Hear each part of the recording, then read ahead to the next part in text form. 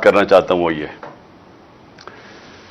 कि जब तहरीक इंसाफ की हुकूमत हटाई गई थी अप्रैल के अंदर 9-10 अप्रैल को, तो जो पाकिस्तान का बैरून मुल्क से कर्जे लेने का जो रिस्क होती है, यानी अगर आपको बाहर के लोग कर्जे देते हैं, बैंक्स कर्जे देते हैं, तो वो कर्जों की जो रिस्क होती है कि कर्जा वापस नहीं होगा, वो 5% थी। वो 5% थी आज से 7 महीने पहले जब हमारी हुकूमत गिराई गई है। आज अखबारों में आया हुआ है कि जो हमारी रिस्क है, यानी हम कर्जा वापस नहीं कर सकते, वो रिस्क 5% थी, आज वो 64.5% है। यानी 64.5% रिस्क है कि पाकिस्तान अपने कर्जों के ऊपर किस्तें वापस नहीं कर सकता। इसका मतलब, इसके 2 मतलब हैं और बड़े, मैं इसलिए इधर से शुरू कर रहा हूं क्योंकि जो हमारी माइशत है, जिस तरह उसका कत्ल हुआ है जब से हम गए हैं पिछले 7 महीने में, मैं चाहता हूं कि ये जरा कौम समझे हुआ क्या है। अगर हमारा डिफॉल्ट रेट यानी कि हम 5% से 64.5% पे गए हैं, इसका मतलब कि दुनिया ये समझती है कि पाकिस्तान की जो माइशत है वो इतनी कमजोर हो गई है कि वो अब अपने कर्जे वापस नहीं कर सकती, और उनका जो 64.5% का मतलब कि ये है अब रिस्क कि अगर आप पाकिस्तान के ऊपर कोई कर्जा देंगे तो 64.5% चांस है कि पाकिस्तान कर्जा वापस नहीं करेगी। तो इसका मतलब क्या हुआ? इसका मतलब सबसे पहले यह हुआ कि अगर हम सोच रहे हैं कि बैरून मुल्क से कोई सरमायाकारी करेगा पाकिस्तान में, ये जब वो देखते हैं, जब उनके सामने ये रिस्क आती है पाकिस्तान की, तो इसका मतलब कि बैरून मुल्क लोग अब पाकिस्तान के अंदर सरमाया करते हुए डरेंगे कि अगर इस मुल्क का डिफॉल्ट हो गया, यानी डिफॉल्ट का मतलब है जब मुल्क हाथ खड़े कर देता है कि हम अब कर्जे वापस नहीं कर सकते। और ये याद रखें, ये सारे कर्जे, ये जो 2 खानदान पिछले 10 सालों में इन्होंने 4 गुना हमारा कर्जा बढ़ाया था, तो ये जो उनके कर्जों के ऊपर किस्तें हैं, वो अगर हम वापस नहीं कर सकते और तो हमारा अगर डिफॉल्ट हो जाता है तो सारी दुनिया पाकिस्तान की फंडिंग बंद कर देती है, और सबसे नुकसान आवाम के लिए कि डिफॉल्ट कर दे तो आपको क्या होगा? सबसे पहले चीज यह होगी कि रुपया मजीद नीचे गिरना शुरू हो जाएगा। रुपए नीचे गिरना यानी डॉलर के मुकाबले में रुपया और नीचे चला जाएगा, और किधर जाके रुकता है ये अभी कोई नहीं कह सकता, क्योंकि डॉलर तो आने नहीं है। लोगों ने, जिन्होंने डॉलर या इन्वेस्टमेंट में आने हैं या कर्जों से लेने हैं, वो सबने रोक देने हैं।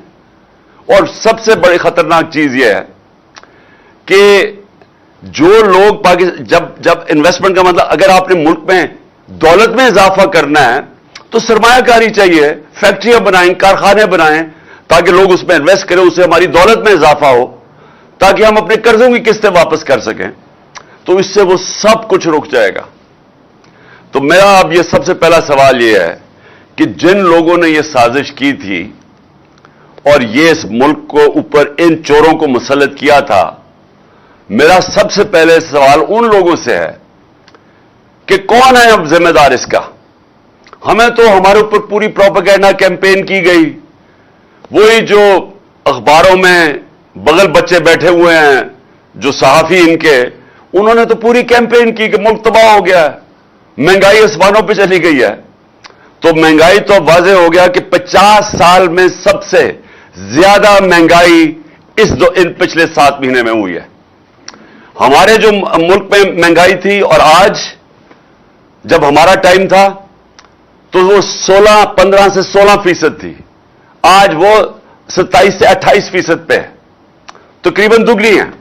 तो जो महंगाई भी बढ़ गई, जो मुल्क में सरमायाकारी थी वो भी नीचे चली गई, जो हमारी एक्सपोर्ट्स बढ़ रही थी वो भी नीचे चली गई, जो बैरून मुल्क पाकिस्तानी पैसे भेज रहे थे, डॉलर्स भेज रहे थे, रेमिटेंसेस भेज रहे थे, वो भी कम हो गए।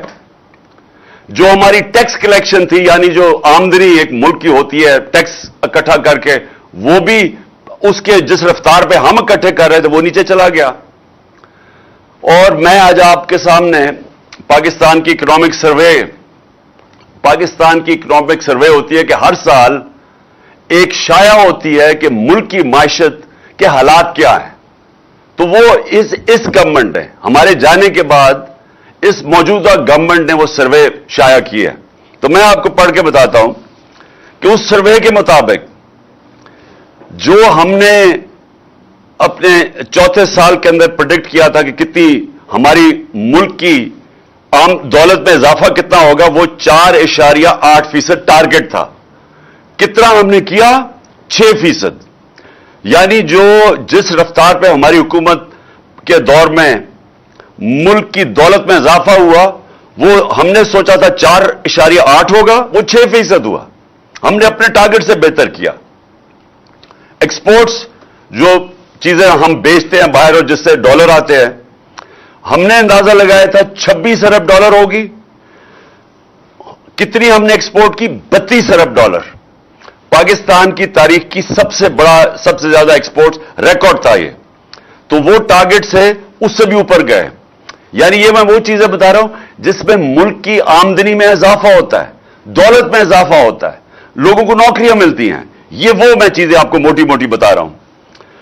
हमारा जो ज़राअत था, हमने टारगेट किया था कि ज़राअत में जो इजाफा होगा वो 3.5% था, और कितना इजाफा हुआ? 4.4%। कुछ 17 साल के बाद सबसे ज्यादा तेजी से हमारी ज़राअत बढ़ी थी। फिर इंडस्ट्री, जो रोजगार देती है, असल में इंडस्ट्री, जब तक इंडस्ट्री मुल्क में बढ़ती नहीं है तो असल में तो मुल्क की दौलत में इजाफा नहीं होता, मुल्क ऊपर नहीं जा सकता। तो हमने टारगेट सेट किया था 6.6%, आखिरी साल की बात कर रहा हूं। और हुआ कितनी? इंडस्ट्री कितनी तेजी से बढ़ी? 9.8%। अपने टारगेट से ऊपर गए हम। सर्विसेज सेक्टर, और इसके अंदर आईटी भी मिला लें, तो सर्विसेज में 4.7% टारगेट सेट किया। 6.2% पे हमारे ग्रोथ हुई सर्विसेज में। और आईटी जो कि मुस्तकबिल है, टेक्नोलॉजी, उसमें 26.9% हमारा बढ़ा। यानी जो फ्यूचर पे सबसे जो हमने जोर लगाया कि हमारी आईटी जो फ्यूचर है उसमें रिकॉर्ड इजाफा हुआ। और बिजली की, अच्छा ये समझने की बात है कि जो बिजली है, अगर इन्होंने जो हमारे पहले यही नून लीग की हुकूमत थी, इन्होंने जो कॉन्ट्रैक्ट साइन किए हुए हैं बिजली के, जो कंपनी से कॉन्ट्रैक्ट साइन किए हैं, चाहे हम बिजली खरीदें या ना खरीदें, हमें पैसे देने पड़ते हैं। जो बिजली घर से इन्होंने कॉन्ट्रैक्ट साइन किए हैं, जो अगर हम जितनी मर्जी, अगर हम बिजली कम भी इस्तेमाल करते हैं, पैसा पूरा देना पड़ता है। तो उसके लिए हमने क्या कोशिश की कि इन्होंने जो कॉन्ट्रैक्ट साइन किए उन्होंने इजाफी बिजली बना दी। हमारे पास इस वक्त जब हमारी हुकूमत आई तो हम उसको इस्तेमाल ही नहीं कर सकते थे क्योंकि कैपेसिटी नहीं थी। तो हमने कोशिश की कि बिजली की कंजम्पशन बढ़े, इंडस्ट्री को हमने इंसेंटिव्स दिए। तो हमारे दौर में जो बिजली की कंजम्पशन बढ़ी वो 20.9%। तो ये मैं इसलिए आपको बता रहा हूं कि मायशत तो हमारी बढ़ रही थी, मुल्क तरक्की कर रहा था, और ये पाकिस्तान की इकोनॉमिक सर्वे कह रही है, ये जो इनके दौर में पब्लिश हुई है, तो वो जो हर साल पब्लिश होती है उसके मुताबिक मुल्क तो तरक्की कर रहा था। तो फिर ये जो साजिश के तहत इनको ऊपर बैठाया गया और हमें यह कहा गया कि वो बहुत कोई शहबाज शरीफ कोई जीनियस है, इससे कोई काबिल आदमी कोई नहीं है, इसको ऊपर आके बैठा दिया। और उसके बाद वो जो भागा हुआ था मुल्क से, भागे हुए तो सारे ही थे, तो उसको खास तौर पे लेके आए इसहाक डार को। उसने आगे कहा कि मैं मूडीज को ठीक कर दूंगा, उसके बाद वो गुम ही हो गया। और ये जो आज आपको मैं बता रहा हूं कि अगर इसका मतलब दुनिया पाकिस्तान क्या देख रही है, हम नहीं कैसे कह रहे। मैंने वैसे 6 महीने पहले अपनी कौम को बता दिया था कि जो 30 साल दोनों हुकूमतें मिलकर करते रहे हैं, और इनके 30 साल में हिंदुस्तान भी आगे निकला हमारे से, बांग्लादेश भी हमारे से आगे निकला। हम 90 की दिहाई तक पाकिस्तान इन दोनों से आगे था। जब से ये दोनों आए हैं ये डाकू खानदान, ये दोनों हमारे से आगे निकल गए, क्योंकि हमारा मुल्क पीछे चला गया, इनकी दौलत में इजाफा हो गया, मुल्क मकरूज हो गया और इनके बाहर शानदार महलात बनने शुरू हो गए। जब से नवाज शरीफ प्राइम मिनिस्टर बना, वो लंदन के सबसे महंगे इलाके में बड़े इनके पास 4 फ्लैट आ गए और इनके बेटों की बड़ी प्रॉपर्टीज आ गई। तो ये तो अमीर हो गए, कौम मकरूज हो गई। इनको वापस मुसल्लत किया और मैंने तब कहा कि इनसे नहीं संभाला जाएगा। मैंने एस्टेब्लिशमेंट को समझाया, हैंडलर्स को समझाया कि ये अगर आपने साजिश कामयाब होने दी, ये मुल्क नहीं संभाल सकते। और मैंने जब 6 महीने पहले कहा था कि खुदा ना खास्ता अगर पाकिस्तान डिफॉल्ट करता है, यानी कर्जे नहीं वापस कर सकता, तो पाकिस्तान को फिर कौन बेल आउट करेगा। और मैंने तब यह कहा था, जब इन्होंने कहा कि इसको गद्दार, मुझे गद्दार कह रहे थे, तब इन्होंने कहा मुझे कि इसके ऊपर गद्दारी के केस बनाओ कि यह कह रहा है कि अगर पाकिस्तान डिफॉल्ट करता है तो जो भी हमें निकालेगा उसमें से वो कीमत मांगेगा। मुफ्त कुछ नहीं होता। वो अमेरिकन कहते हैं there is no free lunch, कोई मुफ्त में मदद नहीं करेगा।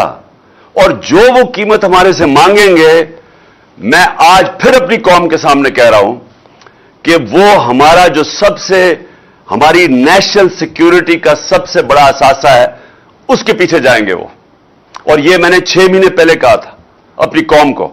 और आज जिधर हम अब खड़े हैं, ये जब से चोर ऊपर बैठे हैं, ये हमें उधर ही लेके जा रहे हैं। लेकिन वो नवाज शरीफ को कोई फर्क नहीं पड़ेगा कि अगर हम अपनी नेशनल सिक्योरिटी पे कॉम्प्रोमाइज कर दें, क्योंकि उसका तो पैसे बाहर पड़े हुए हैं। वो तो जब मौका मिलता है बाहर भाग जाता है। जब वो प्राइम मिनिस्टर था, उसने 23 निजी दौरे किए लंदन के। मैं प्राइम मिनिस्टर था 3.5 साल, मेरे तो बच्चे बाहर थे, मैं तो एक दफा भी नहीं किया। हालांकि 2 दफा मुझे दावत मिली इंग्लैंड आने की, क्योंकि मैं हमेशा सोचता था कि मैं तब बाहर जाऊं, हमारा मुल्क गरीब है, हम मकरूज हैं, मैं क्यों मुल्क का पैसा खर्च करूं जब तक कि मेरे मुल्क को मेरे दौरे से फायदा नहीं होगा। ये सरकारी खर्चे के ऊपर प्राइवेट दौरे किए इसने लंदन के। 23 दफा ये लंदन गया। जरदारी 50 दफा दुबई गया निजी दौरों पे। और ये लंदन क्या करने जाता था? पैसे वहां हैं, दौलत वहां है, बिजनेस वहां है, बेटों को वहां बसा दिया है, बरतानिया के वो शहरी बन गए हैं, वो आराम से वहां बैठे हैं। जो जिसके ऊपर करप्शन केस होता है वो वहां भाग जाता है। इसहाक डार बाहर भाग गया, उसके बेटे बाहर हैं। शबाज, ये हमजा जो सलमान शहबाज है, इसको जब FIR का केस रमजान शुगर मिल रही है, जो जिसमें मकसूद चपरासी के पास पैसा आ गया था, इसके ऊपर हाथ जाने लगा, ये बाहर भाग गया। बाहर भाग जाते हैं जब इनको खतरा होता है, फिर डील करते हैं, वहां बैठ के डीलिंग करते हैं। फिर डील करके जब इनको पता होता है कि हां जी हमें ग्रीन सिग्नल मिल गया, फिर वापस आ जाते हैं। और वो इसहाक डार सिग्नल लेके वापस आ गया। लेकिन अगर आज भी किसी का ख्याल है कि ये मुल्क के माशी मसले हल कर सकते हैं, तो सवाल तो फिर यह है कि मुल्क को पहले लेके कौन इस स्टेज पे आया, या मुल्क का दिवालिया निकाला किसने? 30 साल तो ये दोनों खानदान बैठे हुए हैं, तो फिर कैसे मुल्क इस स्टेज पे पहुंचा?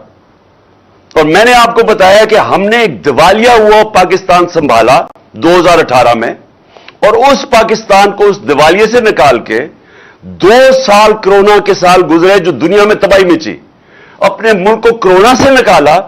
और दुनिया मिसाल देती थी कि जो पाकिस्तान ने कोरोना में जिस तरह अपने मुल्क को संभाला, अपनी माशियत को संभाला, अपने गरीबों को बचाया, वो मिसाल देते हैं कि दुनिया में वो 3 टॉप मुल्क थे जिन्होंने सबसे बेहतरीन तरीके से कोरोना से निकाला।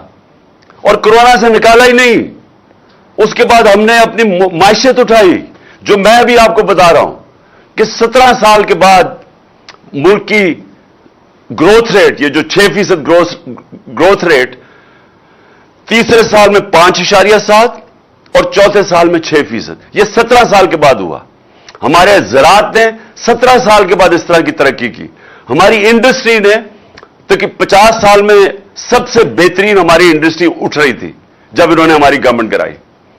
تو آج میں اپنے پاکستانیوں کے سامنے یہ رکھنا چاہتا ہوں کہ کیا ابھی بھی کوئی سمجھتا ہے کہ یہ لوگ جو بار بار یا مسلط کیے گئے یہ ملک کو مسئلوں سے نکال سکتے ہیں؟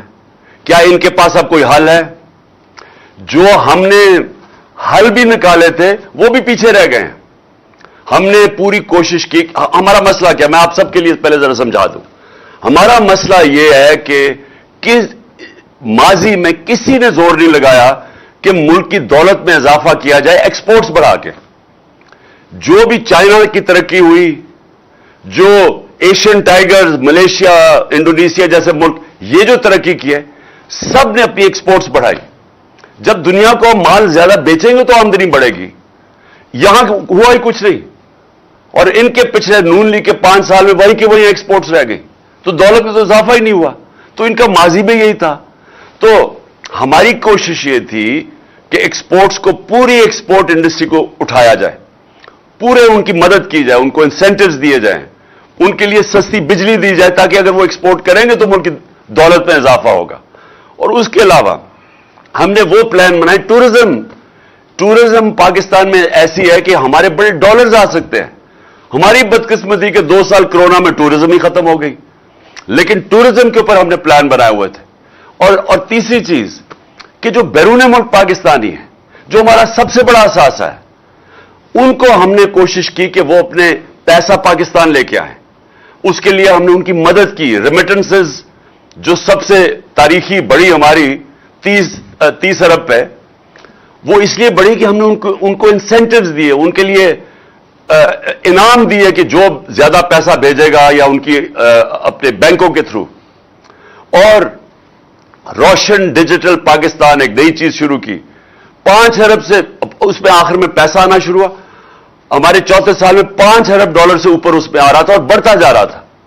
کوشش یہ تھی کہ جب تک ہماری ایکسپورٹس نہیں بڑھتی ہم بیرون ملک پاکستانیوں کو ان کے ڈالرز پاکستان میں لے کے آئیں. میں نے 2 پروجیکٹ شروع کیے، ایک بنڈل آئلینڈ کراچی میں اور ایک راوی سٹی. بنڈل آئلینڈ انہوں نے ہمیں کرنے نہیں دیا، یہ پیپلز پارٹی کی حکومت ہے، اور انہوں نے ادھر آتے ساتھ ہی 5 ارب ڈالر آنے تھے، اور جیسے وہ پیسہ آنا تھا ہمارا جو اصل مسئلہ ہے جو ڈالر کم ہو جاتے وہ ہم نے حل کر لینا تھا.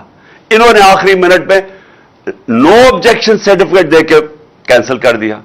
اور دوسرا جو ہماری کوشش راوی سٹی کی تھی، وہ بدقسمتی سے 11 مہینے سٹے آرڈر پہ رہ گیا. پیسے لوگ باہر سے انویسٹر تیار بیٹھے ہوئے تھے، وہ سب کچھ رک گیا. تو ہماری کوشش یہ تھی کہ ڈالر گیپ جو ہمارا ہے، ہماری امپورٹس زیادہ ہیں، ہماری ایکسپورٹس کم ہیں، تو اس کے بیچ میں جو گیپ ہے وہ ہم انویسٹمنٹ لے کے آئیں، یہ 2 شہر بنا کے، ٹورزم کر کے، اور پھر اپنے بیرون ملک پاکستانیوں کو ان کو کوشش انسینٹیو دیں کہ وہ پیسہ اپنا بھیجیں. تو اب میں جو آخر میں یہ معیشت کے اوپر بات، پھر میں 2 اور آپ سے باتیں کرنی ہیں. دیکھیں جدھر آج ہم کھڑے ہیں، یہ کہتے ہیں کہ جناب آپ کو جلدی کیوں ہے الیکشنز کی، انتظار کر لیں سال کی. ہمیں تو کوئی مسئلہ نہیں ہے. تحریک انصاف کو تو اللہ کا فضل ہے، اس کی کوئی خاص کرم ہے ہمارے پہ کہ اس نے عوام کے دل ہماری طرف موڑ دیے ہیں. تو وہ تو سال کے بعد بھی الیکشن کریں تو انشاءاللہ جس طرح بائی الیکشن میں سویپ کیا تھا ہم الیکشن بھی جیت جائیں گے. لیکن مجھے جو خطرہ 6 مہینے پہلے سے میں کہہ رہا ہوں، ہمارے ملک کو خطرہ آج، اور یہ جو آج 64.5% پہ پاکستان کی رسک ہو گئی کہ یعنی ہم اب قرضے واپس نہیں کر سکیں گے، اور اس کی چانس 64.5% پہ آ گئی. اس کا مطلب کہ اگر ہم اب جس طرف اب نکل گئے ہیں، پیسہ باہر سے اب آنا نہیں ہے. ہمارے پاس جو آمدنی تھی، ایکسپورٹس بھی کم ہوتی جا رہی ہے، ریمیٹنسز بھی جس سے ڈالر آتے ہیں، انویسٹمنٹ آنی نہیں ہے، قرضے بھی نہیں آنے، انویسٹمنٹ بھی نہیں آنی. تو اب ہم یہ کیا کریں گے؟ ان کے پاس کیا حل ہے؟ کیا وہ لوگوں کے پاس یہ ملکوں سے پیسے مانگتے جائیں گے؟ وہ تو یہ مانگے ہیں. ہر ملک کے پاس گیا شہباز شریف، क्या मैं मांगने नहीं आया लेकिन मैं मजबूर हूं, लेकिन वो कितना वो पैसा दे देंगे? असल में तो हमने अपनी माइशत ठीक करनी है, और वो जो ठीक करनी थी वो ठीक हो रही थी, जो मैंने आपको शुरू में बताया, वो अब ये साजिश की वजह से आज पाकिस्तान यहां फंसा हुआ है। दूसरी बात मैंने आज करनी है, जो मैं हमेशा, ये जो तहरीक जिसमें हम सारे मार्च इस्लामाबाद की, वजह इसकी क्या है? हकीकी आजादी। हकीकी आजादी आती है इंसाफ से। जिस मुल्क में इंसाफ होता है वो इंसानों को आजाद कर देती है। इंसाफ, और ये सबको मैं बार बार कहता हूं क्योंकि लोगों ने रूल ऑफ लॉ यानी कानून की हुक्मरानी पाकिस्तान में देखी नहीं। मैंने भी नहीं देखी थी। मैं जब पहली दफा बरतानिया गया तब पहली दफा मुझे पता चला कि इंसाफ और कानून की हुक्मरानी क्या होती है। तो कानून के ऊपर कोई नहीं होता। तो ये जो आज पाकिस्तान के मसले हैं, ये माइशत के भी मसले, ये सारे फंसे हुए एक चीज के ऊपर, इंसाफ के ऊपर। इंसाफ ना होने की वजह से, कानून की हुक्मरानी ना होने की वजह से लोग गुलाम हैं, एक निजाम के गुलाम बन चुके हैं, क्योंकि कमजोर आजाद नहीं है यहां और ताकतवर कानून से ऊपर है। तो ये जंगल का कानून है। जंगल के कानून के अंदर खुशहाली नहीं आ सकती।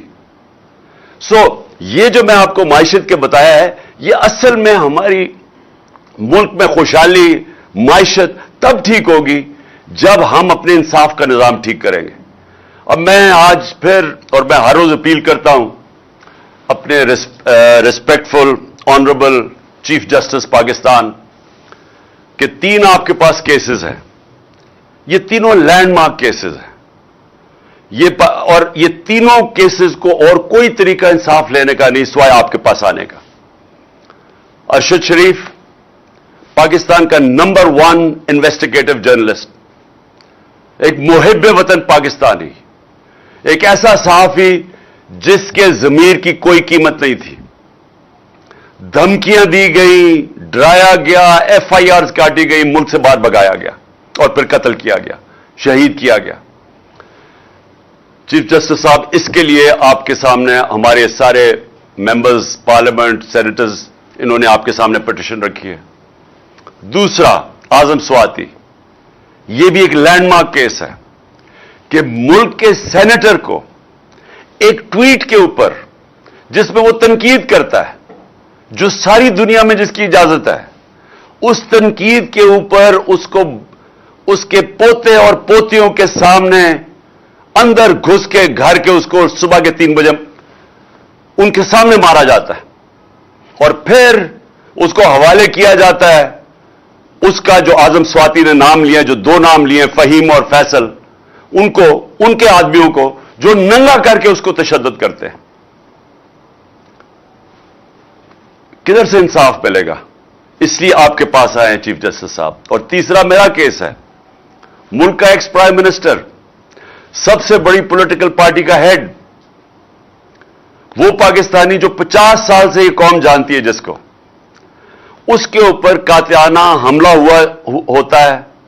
पहले से भी मैं कह देता हूं, मुझे पता होता है। मैं उसके ऊपर 2 तकरीरों में आज से 1.5-2 महीने पहले बताता भी हूं कि ये इन्होंने करना है, कि दीनी इंतजाम पसंद ने गुस्से में आके उसको कत्ल कर दिया। ये पूरी साजिश बनी हुई थी।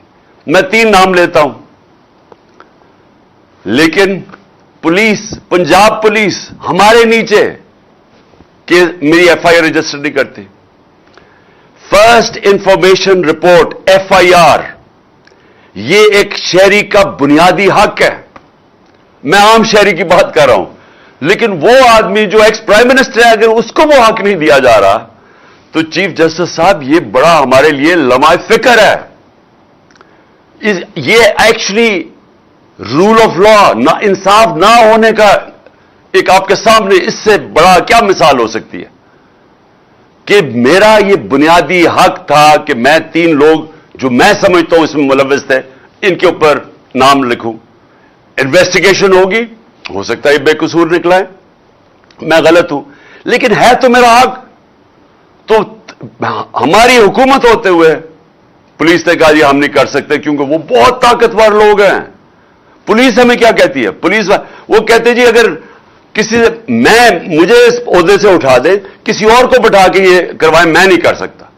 वो बहुत ताकतवर लोग हैं। तो यही तो मैं कह रहा हूं कि ताकतवर के लिए एक कानून, कमजोर के लिए दूसरा। मैं बार बार लोगों को वो नबी सल्लल्लाहु अलैहि वसल्लम की हदीस इसलिए बताता हूं कि तुम्हारे से पहले बड़ी कौमें तबाह हुई। जब ताकतवर जुर्म करता था उसको नहीं पकड़ते थे, जो कमजोर जुर्म करता था उसको सजा मिलती थी। ये है आज हमारी तबाही का बायस। अगर एक चीज हमारी तबाही का सबब है वो ये है, और ये हम तीन लोग हैं वो तो। और इसलिए चीफ जस्टिस साहब आपकी तरफ हम देख रहे हैं, क्योंकि हमें और कहीं उम्मीद नहीं है। और मैं इसके साथ साथ एक और चीज कहना चाहता हूं। इलेक्शन कमीशन ने कंटेम्प्ट हमारे ऊपर किया, मेरे पे, लोगों पे। हम 1.5 साल गवर्नमेंट में होते हुए कहते जा रहे हैं कि इलेक्शन कमिश्नर एक एजेंडा पे है। ये ना तो सिर्फ नून लीग के बड़ा करीब है, इसके हैंडलर्स भी इसको कंट्रोल कर रहे हैं और ये हमें टारगेट कर रहा है। 8 इसने हमारे खिलाफ फैसले दिए, 8 दफा हम अदालत में गए, 8 दफा अदालत ने उनको रद्द किया। इसका मतलब इसके फैसले गलत थे। इसके ऊपर इलेक्शन कमिश्नर ये सिकंदर सुल्तान और जो कराची से इलेक्शन कमीशन का मेंबर है, इनके ऊपर हम अदालत में गए हुए हैं, सुप्रीम कोर्ट में गए हुए हैं। जो कराची का इलेक्शन कमिश्नर है ये सिंध गवर्नमेंट की तनख्वाहदार है, ये आजाद कैसे है? इसके ऊपर हम मेरे ख्याल में सुप्रीम जुडिशल काउंसिल में गए हुए हैं।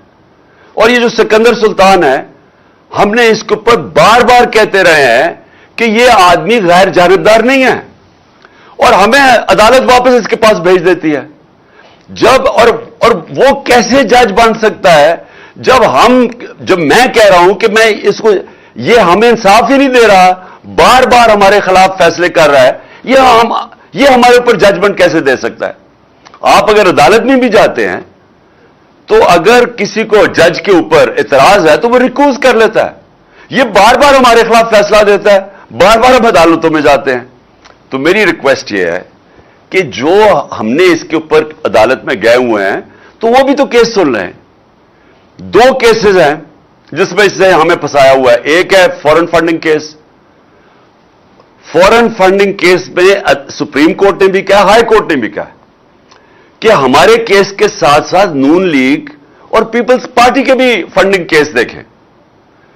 उसके बावजूद इस आदमी ने अभी तक उनके केस नहीं खोले और हमें बार बार एक फरोल रहा है, कभी कुछ कर रहा है, कभी कुछ कर रहा है। और मैं फिर दावा करता हूं, जितना आप देखेंगे एक चीज साबित होगी कि सिर्फ तहरीक इंसाफ जो कहते हैं पॉलिटिकल फंड रेजिंग वो करती है। रिकॉर्ड सिर्फ तहरीक इंसाफ के पास है, 40,000 डोनर बेस हमारे पास है। तो इनसे तो पूछे कि ये पैसे कैसे इकट्ठे करते हैं। इसी में आपको पता चल जाएगा कि ये करप्शन के पैसे से खेलते हैं। ये पहले बड़े बड़े बिजनेसमैन को पैसे बनाने देते हैं या उनके पार्टनर्स होते हैं, फिर उनसे फंडिंग लेते हैं।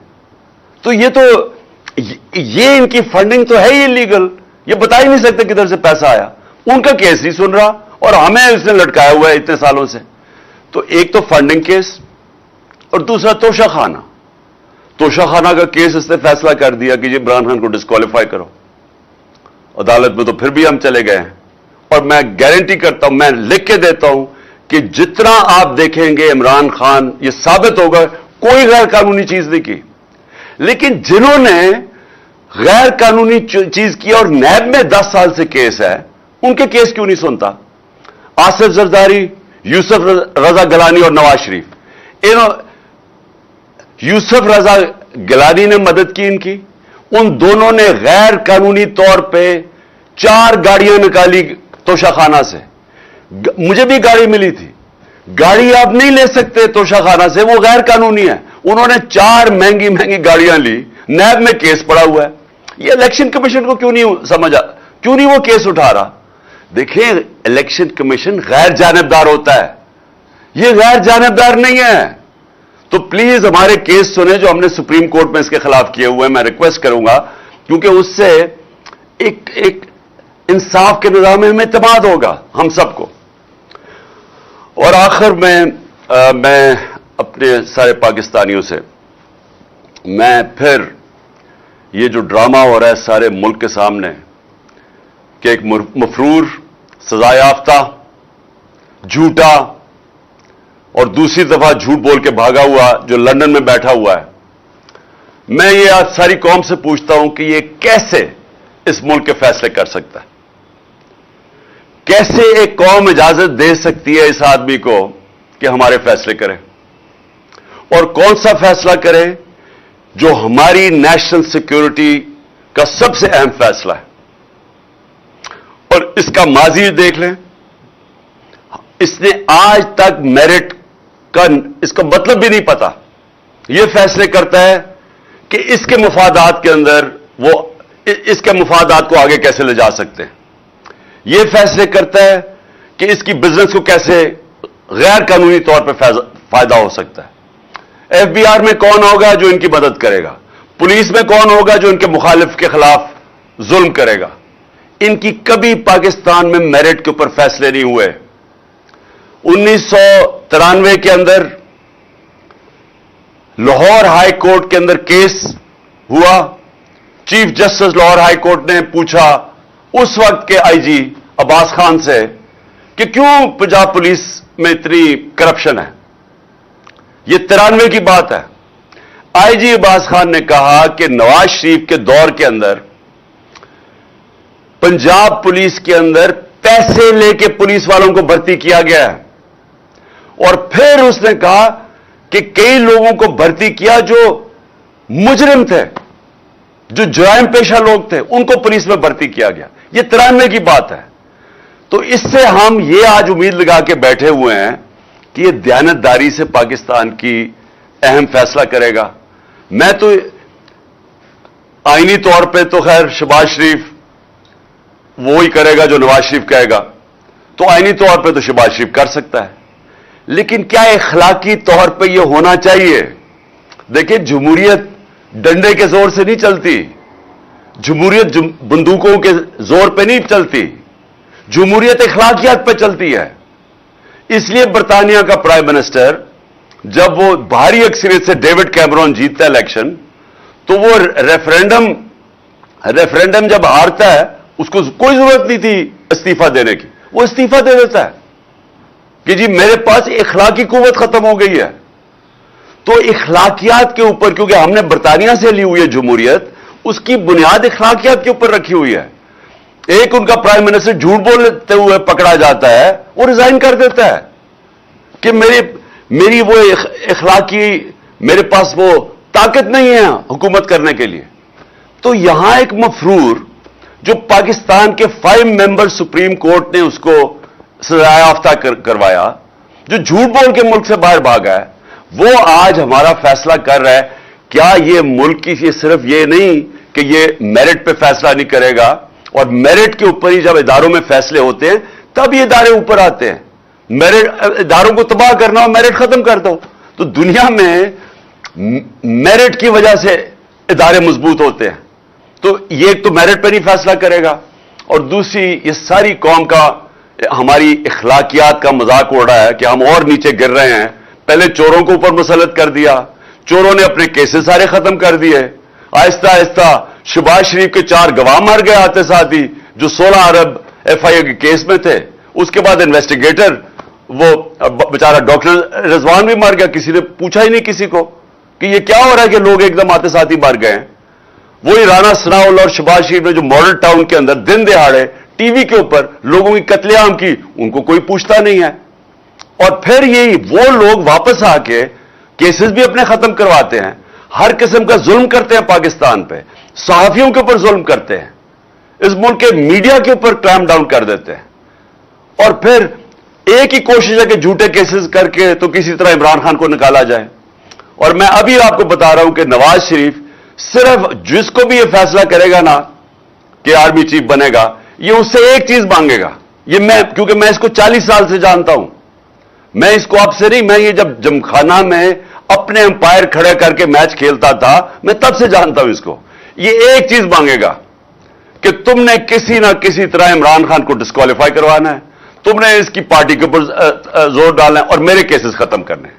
میں آج اب اس کو اور کوئی فکر نہیں ہے کہ یہ اس نے کوشش کرنی ہے کہ راستے سے کسی طرح عمران خان کو ہٹایا جائے، کیونکہ ہے بڑا بزدل آدمی، الیکشن سے بھاگ رہا ہے، ملک کو داؤ پہ رکھوایا ہوا ہے، الیکشن کے بغیر ملک آگے نہیں بڑھ سکتا۔ یہ الیکشن اس لیے نہیں کروایا کیونکہ اسے ہار جانا ہے، اور صرف اپنی ذات کے لیے سارا ملک آج جدھر کھڑا ہے اور جس طرف جا رہا ہے، اور جس سے میں نے شروع کی تھی آج کی تقریر کہ جب ایک ملک کا رسک فیکٹر قرضے واپس کرنے کا جب وہ رسک 64.5 پہ پہنچ جائے، کوئی دنیا اس کو پیسے نہیں دیتی، ادھر کوئی انویسٹر نہیں آتا اس ملک میں سے، بلکہ اپنے لوگ ڈالر خریدنے شروع ہو جاتے ہیں کیونکہ ان کو خوف آ جاتا ہے کہ اکانومی تو آگے نہیں بڑھے گی، وہ ملک معاشی طور پہ تباہ ہو جاتا ہے۔ اور انہوں نے 7 مہینے میں نے شروع میں آپ کو بتایا کہ اکنامک سروے بتا رہا ہے پاکستان کا کہ 17 سال کے بعد گورنمنٹ کی بہترین پرفارمنس تھی، ان کا اکنامک سروے، ہمارا نہیں، ان کے دور میں جو شائع ہوا اکنامک سروے کہہ رہا ہے کہ یہ 17 سال میں بہترین پرفارمنس تھی، اور ادھر سے انہوں نے لا کے ملک کو ڈیفالٹ پہ کھڑا کر دیا ہے۔ اور آج یہ صرف اس سے الیکشن جو بچا سکتا ہے وہ نہیں کروانا چاہتا کیونکہ اس کو ڈر ہے کہ عمران خان جیت جائے گا، اور ہے بڑا بزدل آدمی، کرپٹ آدمی ہوتا ہی بزدل ہے، اس لیے اس نے الیکشن نہیں کروانا، اور اس لیے ملک کی تقدیر سے یہ کھیل رہا ہے۔ اور آج آپ کی جو ہماری مارچ ہے اس کا مقصد ہی یہ ہے کہ ہم اس ملک کو آزاد کرنا چاہتے ہیں ان چوروں سے، انصاف کے ذریعے انصاف کرنا چاہتے ہیں، آزاد کرنا چاہتے ہیں۔ اور اگر انصاف ہوتا یہ سارے آج جیلوں میں ہوتے، کبھی بھی نہ ہوتا کہ اس طرح کے لوگ آج ملک کی مستقبل سے کھیل رہے ہوتے۔ اور انشاءاللہ ہماری جو یہ مارچ ہے جب یہ پنڈی پہنچے گی اور عوام آئے گی پنڈی میں، تو سب کو ایک پیغام چلا جائے گا کہ باشعور قوم ہے، یہ اب ان چوروں کی غلامی نہیں کرنے لگی۔ پاکستان زندہ باد۔